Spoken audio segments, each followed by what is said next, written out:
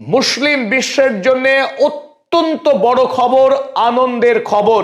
৭৮ বছরের দীর্ঘ পরাধীনতার পর ফিলিস্তিনিরা এবার স্বাধীনতার পথে, আত্মনিয়ন্ত্রণের পথে। আল আকসা মসজিদ তথা জেরুজালেমের পুণ্যভূমির ওপর শেষ পর্যন্ত ফিলিস্তিনিদের পূর্ণ নিয়ন্ত্রণ আসতে চলেছে। 14ই জানুয়ারি 2026 আনুষ্ঠানিকভাবে প্যালেস্টাইনের অন্তর্বর্তী সরকারের প্রধান হিসেবে দায়িত্বভার গ্রহণ করলেন আলী সোয়াত। আর এই খবর আনুষ্ঠানিকভাবে প্রকাশ হয়েছে হোয়াইট হাউসের অফিসিয়াল ওয়েবসাইটে।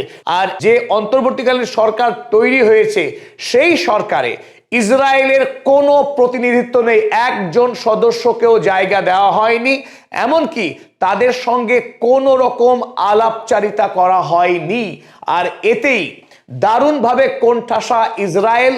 বেঞ্জামিন নেতানিয়াহু তিনি মার্কো রুবিওকে ফোন করে তার ক্ষোভ উষ্মা প্রকাশ করেছেন, যদিও ডোনাল্ড ট্রাম্প তাতে কোনো রকম পাত্তা দিতে প্রস্তুত নন। এই মুহূর্তে জায়নবাদ পৃথিবীতে পরাভূত হয়েছে, পরাস্ত হয়েছে আইপ্যাক। যে আইপ্যাক এতদিন ধরে ইসরায়েলের স্বার্থে আমেরিকার রাজনীতিকে নিয়ন্ত্রণ করে এসেছে। ডোনাল্ড ট্রাম্প একবজ্ঞা, তিনি বাণিজ্যের স্বার্থ বোঝেন। এই মুহূর্তে আরব বিশ্বের গুরুত্ব আমেরিকায় কতখানি তিনি হাড়ে হাড়ে জানেন। সুতরাং আরব বিশ্বকে পাশে পেয়ে তিনি ইসরায়েলকে সম্পূর্ণরূপে উপেক্ষা করে এই অন্তর্বর্তী সরকার তৈরি করলেন প্যালেস্টাইনে। প্যালেস্টাইন নিকট ভবিষ্যতেই একটি স্বাধীন এবং সার্বভৌম রাষ্ট্র হিসেবে আত্মপ্রকাশ করতে চলেছে, সেই দাবি আমরা পূর্বেই করেছিলাম। সেই ভিডিও দেখে আপনারা অনেকেই মন্তব্য করেছিলেন এই প্রতিবেদন অলীক এবং কাল্পনিক। আর সেই খবরটা যে বাস্তবের মাটিতে ভিত্তি ছিল, তার গুরুত্বপূর্ণ ডেভেলপমেন্ট কিন্তু সাম্প্রতিক সময়ে হয়ে গেল প্যালেস্টাইনে। আজকের এই আলোচনাতে আমরা তারই প্রমাণ আপনাদের সামনে উপস্থিত করার চেষ্টা করছি। আলোচনার প্রাক্কালে একটা বিষয় আমাদের বুঝে নেওয়া দরকার, বোর্ড অফ পিস এবং পিএনক্যাগ বিষয়টা কি।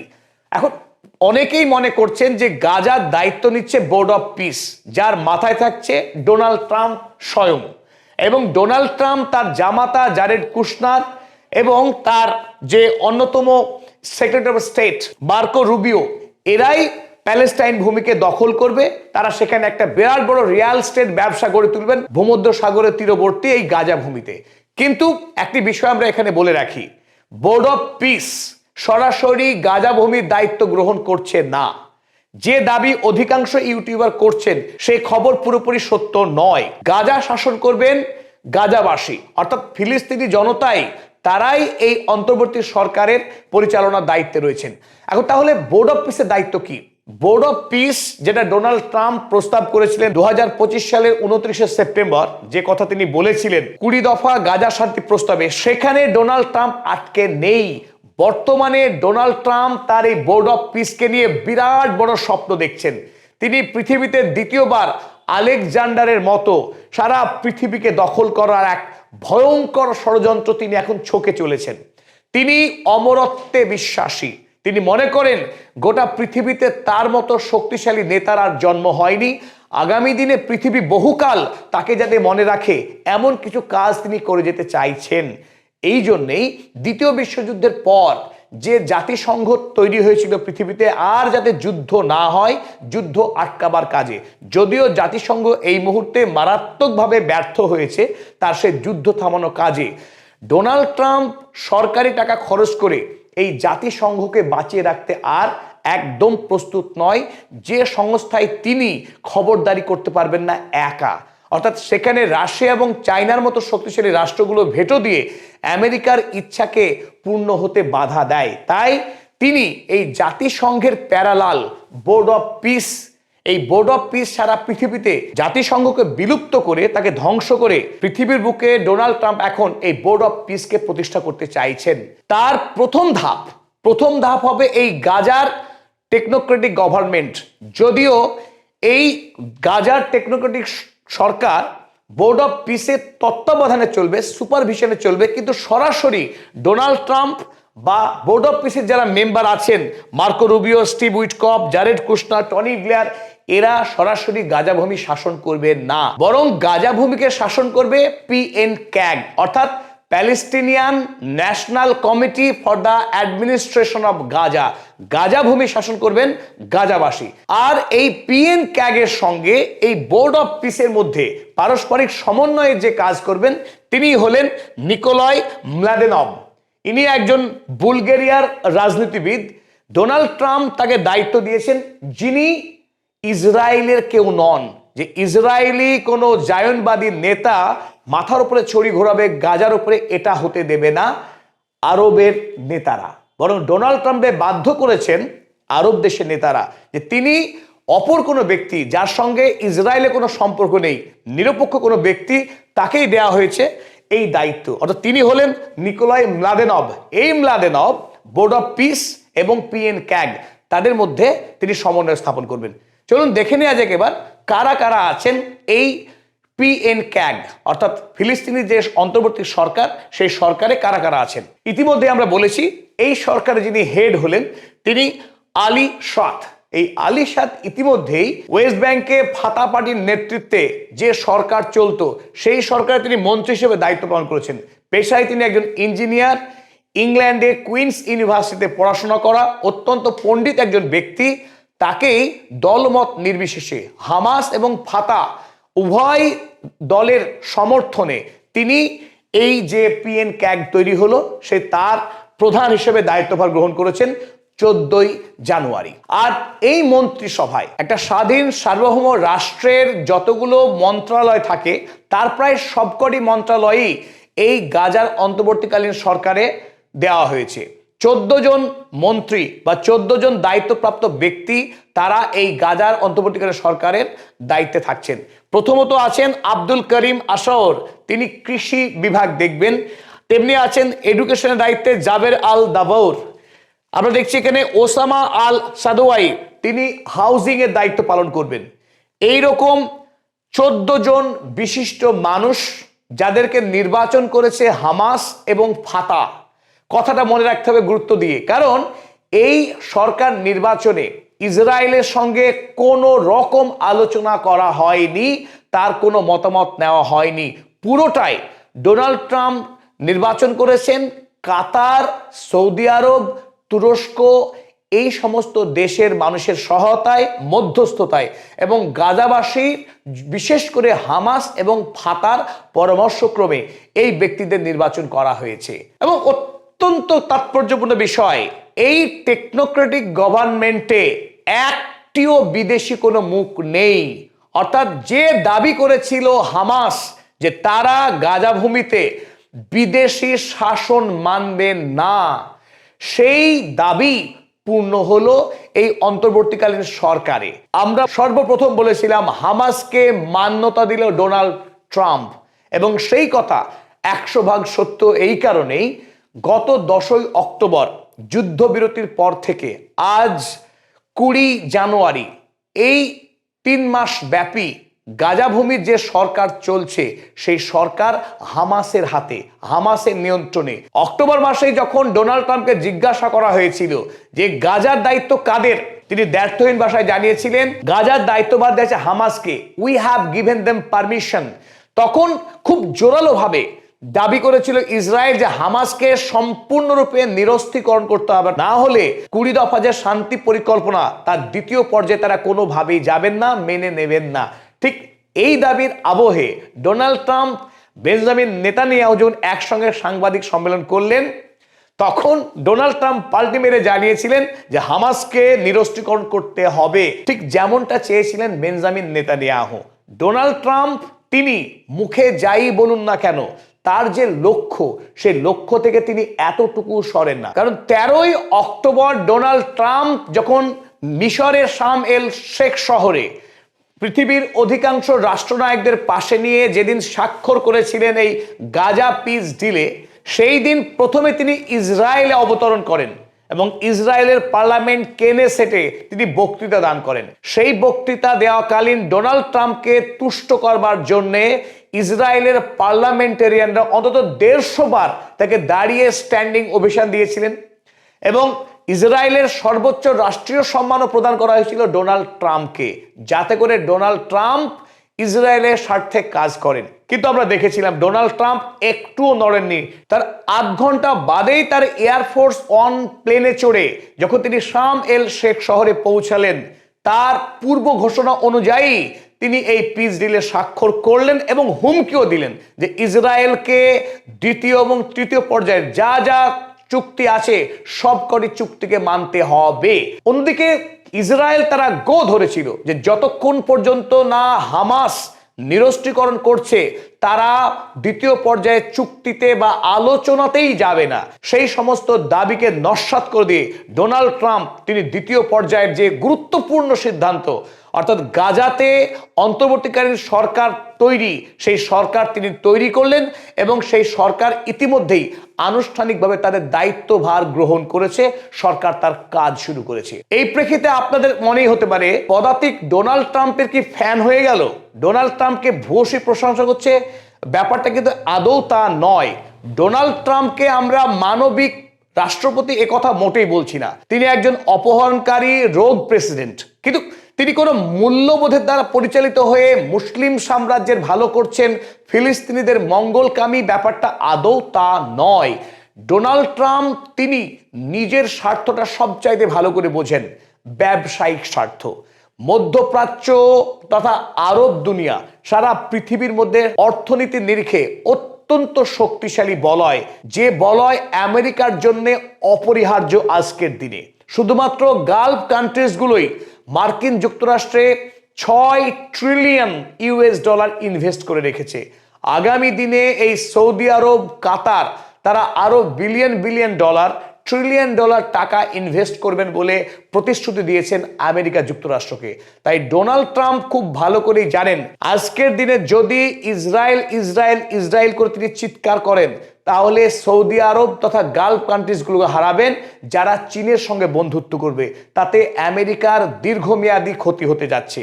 তাই ডোনাল্ড ট্রাম্প এতদিন ধরে যে ইসরায়েল রাষ্ট্রকে আমেরিকা যুক্তরাষ্ট্র ইসরায়েল ফার্স্ট পলিসি অনুসরণ করত, সেই ইসরায়েল রাষ্ট্রকে ডোনাল্ড ট্রাম্প খোদ নিজ হাতে খুন করবেন, তিনি পিছপা হবেন না।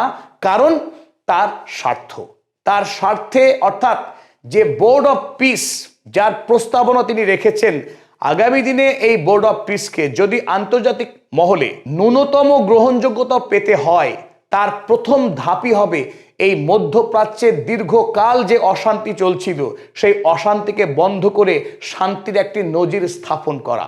সেই নজির স্থাপন করতে গেলে গাজাতে শান্তি স্থাপন করতে হবে এবং এই কাজের দ্বারাই ডোনাল্ড ট্রাম্প বিশ্ববাসীর কাছে নিজের গ্রহণযোগ্যতা তুলে ধরার চেষ্টা করবেন।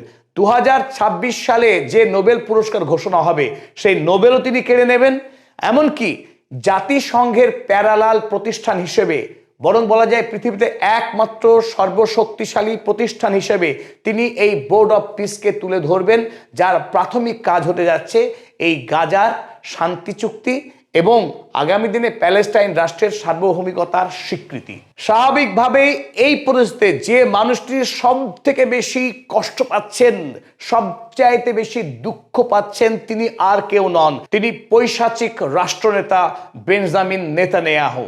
যে নেতানিয়াহু 2023 সাল থেকে ধারাবাহিক এই গাজা ভূমিতে বোমা বর্ষণ করে গণহত্যা চালিয়েছেন, নারী এবং শিশুর রক্তপান করেছেন, সারা পৃথিবীব্যাপী মানুষকে কাঁদিয়েছেন, সারা পৃথিবীর মুসলিমকে কাঁদিয়েছেন।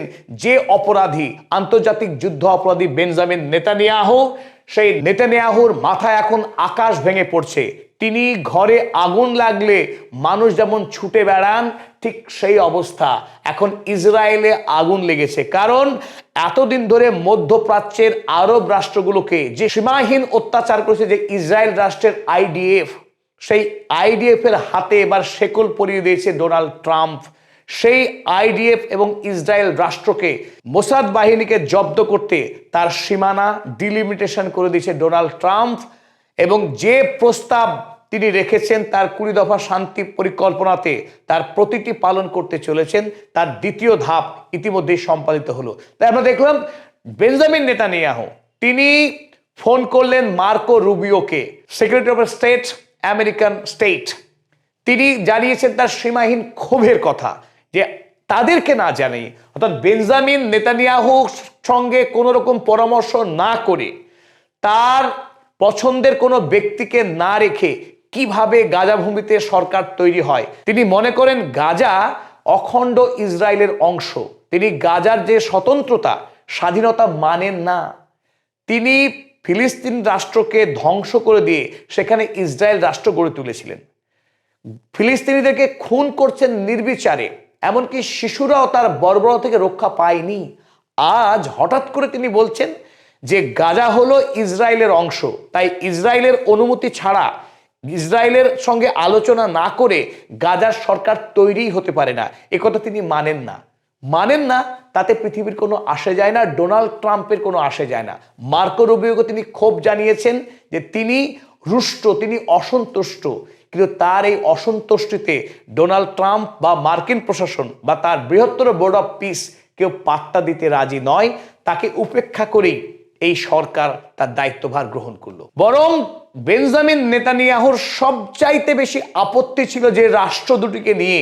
1 নম্বর রিসেপ তাইয়েপ এরদোয়ানের তুরস্ক, 2 নম্বর তার অ্যালার্জি ছিল কাতারকে নিয়ে। ডোনাল্ড ট্রাম্পের প্রস্তাবিত যে এনক্যাগ গড়ে উঠল, সেই এনক্যাগে সবচাইতে বেশি প্রভাব রেখেছে তুরস্ক এবং কাতার। তাদের সঙ্গে আলোচনার মাধ্যমেই ডোনাল্ড ট্রাম্প স্বীকৃতি দিয়েছেন এই এনক্যাগকে। এমনকি এই সরকার পরিচালনাতে বিদেশি কোনো ব্যক্তি, হাইয়েস্ট পোর্টফোলিও যুক্ত কোনো ব্যক্তি যিনি যুক্ত থাকবেন, তিনি আর কেউ নন, তিনি হলেন তুরস্কের বিদেশমন্ত্রী হাকান ফিদান। তাই বেঞ্জামিন নেতানিয়াহু কোনো পদ পাচ্ছেন না। এমনিতেই তার রাষ্ট্র ধ্বংস হওয়ার মুখে, তার এয়ার ডিফেন্স সিস্টেম গুড়িয়ে যাওয়ার পথে, দেশের মানুষ লাইন দিয়ে বিদেশে পালাচ্ছেন, বিদেশ থেকে কোন রকম পুঁজি বিনিয়োগ তার দেশে হচ্ছে না, সমস্ত দিক থেকে তার গলায় দড়ির ফাঁস আটকে আসছে। আর সেই আবহে যখন গাজা ভূমিতে একটি স্বাধীন সরকার, স্বাধীন অন্তর্বর্তী সরকার তৈরি হয়ে গেল, এবং যে সরকার তৈরিতে তার কোনো রকম হাত থাকছে না, এতে অত্যন্ত অসহায় বোধ করছেন এই পৈশাচিক নেতা বেঞ্জামিন নেতানিয়াহু। এখানে একটি প্রশ্ন উঠতে পারে, অন্তর্বর্তীকালীন সরকার হওয়া মানেই কি প্যালেস্টাইন একটি স্বাধীন রাষ্ট্র হতে যাচ্ছে? প্রশ্ন অত্যন্ত প্রাসঙ্গিক। আর এইখানেই আমরা যে কথাটি আরো একবার স্মরণ করতে চাইছি, তা জাতিসংঘের নিরাপত্তা পরিষদের 1803 নম্বর রেজলিউশন, যে রেজলিউশনে খোদ আমেরিকা যুক্তরাষ্ট্র, যারা এতদিন ধরে এই প্যালেস্টাইনের স্বাধীনতাকে, সার্বভৌমিকতাকে অস্বীকার করে এসেছে, সেই মার্কিন যুক্তরাষ্ট্র তারা স্বাক্ষর করেছিল।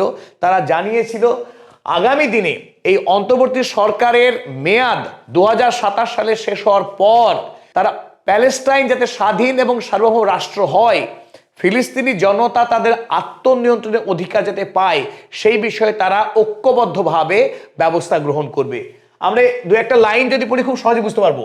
এ credible pathway to Palestinian self determination and statehood, অর্থাৎ যখন এই অন্তর্বর্তীকালীন সরকার সাফল্যের সঙ্গে তার দায়িত্ব পালন করবে এবং প্যালেস্টাইনকে একটি স্বাধীন রাষ্ট্রে উন্নীত করার অনুকূল পরিবেশ তৈরি হবে, তখন প্যালেস্টাইনকে স্বাধীন রাষ্ট্রের স্বীকৃতি ঘোষণা করা হবে আমেরিকার পক্ষে, জাতিসংঘের পক্ষে। এখানে একটি বিষয় অত্যন্ত মজার, ডোনাল্ড ট্রাম্প যদিও বেঞ্জামিন নেতানিয়াহুর পাশে দাঁড়িয়ে বলেছেন যে হামাসকে অস্ত্র পরিত্যাগ করতে হবে, অন্য 2-1 সাংবাদিক সম্মেলনও দাবি করেছেন ডোনাল্ড ট্রাম্প যে যতক্ষণ না পর্যন্ত হামাস অস্ত্র ত্যাগ করছে ততক্ষণ প্যালেস্টাইনের স্বাধীন হওয়া সম্ভব নয়, সেখানে কোনো সরকার তৈরি হওয়া সম্ভব না। কিন্তু এই রেজলিউশনে কিন্তু কোথাও এই ধরনের কোনো কন্ডিশন উল্লেখ করা হয়নি, অর্থাৎ হামাসের অস্ত্র ধারণ বা তার শাসনের সঙ্গে ফিলিস্তিনি জনতার আত্মনিয়ন্ত্রণের অধিকারের কোনো বিরোধ নেই। হ্যাঁ, এখানে কোথাও উল্লেখ্য যে এই রেজলিউশনের যে খসড়া তৈরি হয়েছিল, সেই খসড়াতে কিন্তু ছিল হামাসকে অস্ত্র পরিত্যাগ করতে হবে, না হলে প্যালেস্টাইন রাষ্ট্র তৈরি হবে না। কিন্তু এখানেও গল্প আছে সৌদি আরব, তুরস্ক, কাতারের মতো রাষ্ট্রের, যারা আমেরিকা যুক্তরাষ্ট্রকে, ডোনাল্ড ট্রাম্পকে বাধ্য করেছেন সেই অন্যায় ক্লজকে সরিয়ে নেওয়ার জন্যে। কারণ হামাস মনে করে, হামাস এই মাসেও, এই 2026 সালের জানুয়ারিতেও সাংবাদিক সম্মেলন করে জানিয়েছে তারা অস্ত্র পরিত্যাগ করবে না। কারণ অস্ত্র পরিত্যাগ করা হামাসের জন্যে, গাজাবাসীর জন্যে আত্মহত্যার সমতুল্য হবে। যেখানে ইসরায়েল রাষ্ট্র বসবাস করে, যেখানে আইডিএফ এর মতো বর্বর সেনাবাহিনী আছে, সেখানে হামাস না থাকলে সাধারণ ফিলিস্তিনি জনতা তারা সুরক্ষিত থাকতে পারে না। তাই হামাসের অস্ত্র পরিত্যাগের কোনো প্রশ্নই ওঠে না, এ কথা আরো একবার জোরের সাথে জানিয়েছে হামাস। এবং আমরা দেখলাম হামাসের যখন নেতৃত্বে গাজাভূমি চলছে, তখনই হামাসের পরামর্শক্রমেই এই অন্তর্বর্তীকালীন সরকার তারা দায়িত্বভার গ্রহণ করলো। আসুন এবার দেখে নেওয়া যাক বর্তমানে গাজাভূমির অবস্থা কি। গাজাভূমিতে আমরা দেখেছি 3 বৎসর ব্যাপী ইসরায়েলি বর্বর সেনার গণহত্যার পর এই ফিলিস্তিনি জনতা তারা খেতে খেতে তারা একেবারে ক্ষুদ্র একটা অঞ্চল, খান ইউনিস অঞ্চলে তারা জড়ো হয়ে গেছিলেন। সেখান থেকে এই ব্লু লাইন বাদ দিয়ে বাকি সমস্ত অংশে এই পুরো গাজাভূমির বাকি অংশটা দখল করে নিয়েছিল ইসরায়েলি সেনারা। প্রথম ধাপের পর ইতিমধ্যেই পুরো ইয়েলো লাইন এখন গাজাবাসীদের, ফিলিস্তিনি জনতার নিয়ন্ত্রণে আছে এই ইয়েলো লাইন। এবার দ্বিতীয় পর্যায়ের যে কাজ, এই যে এই রেড লাইনটা এবার ধীরে ধীরে ইসরায়েলি সেনাদেরকে সরে যেতে হবে, সেই কথা স্পষ্ট জানানো হয়েছে। এবং পরবর্তীতে এই পূর্ণাঙ্গ গাজাভূমি গাজাবাসীদেরকে ছেড়ে দেওয়া হবে। এবং একথা আমরা খুব জোরের সাথে দাবি করছি, আগামীতে খুব নিকট ভবিষ্যতে ওয়েস্ট ব্যাংক এবং এই গাজা এরা আবারও মিলিত হবে। জেরুজালেম, গাজাভূমি, সমগ্র ওয়েস্ট ব্যাংক মিলে একটি বৃহত্তর স্বাধীন সার্বভৌম প্যালেস্টাইন রাষ্ট্র নির্মিত হবে এবং সেই দিন খুব দূরে নয়। আবারও নতুন করে মুসলিমরা আল আকসা মসজিদের জেরুজালেম শহরের নেতৃত্বে আসছে, সে কথা স্পষ্ট হয়ে উঠেছে বর্তমান ভূ রাজনীতিতে। বর্তমান পৃথিবীতে যেভাবে আরব বিশ্ব শক্তিশালী হচ্ছে অর্থনৈতিকভাবে, কূটনৈতিক দিক থেকে, এবং তারা অপরিহার্য হয়ে উঠছে পশ্চিমী দুনিয়ার জন্য। একদিকে ইউরোপ মহাদেশ যখন মুমূর্ষ প্রযুক্তিগত দিক থেকে, অর্থনৈতিক দিক থেকে যখন তারা ধুঁকছে, সেই মুহূর্তে পৃথিবীতে আবির্ভূত হচ্ছে আরব শক্তি। আর এই আরব শক্তির কাছে এখন ডোনাল্ড ট্রাম্প মাথা নত করতে বাধ্য হচ্ছেন।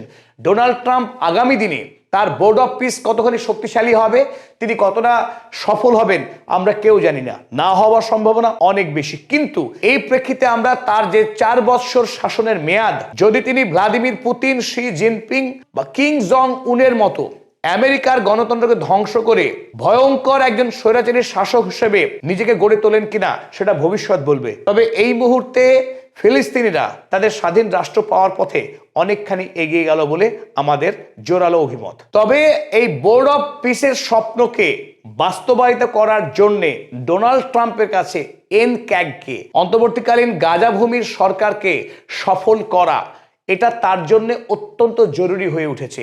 তাই তিনি আগামী দিনে প্রয়োজনে ইসরায়েলের গলা টেপে হত্যাও করতে প্রস্তুত থাকবেন। কিন্তু গাজাভূমির স্বায়ত্ত শাসন আগামী দিনে তার সার্বভৌম রাষ্ট্র হওয়ার পথে তিনি জোরালো পদক্ষেপ নেবেন, এ কথা খুব জোরের সাথেই দাবি করা যায়।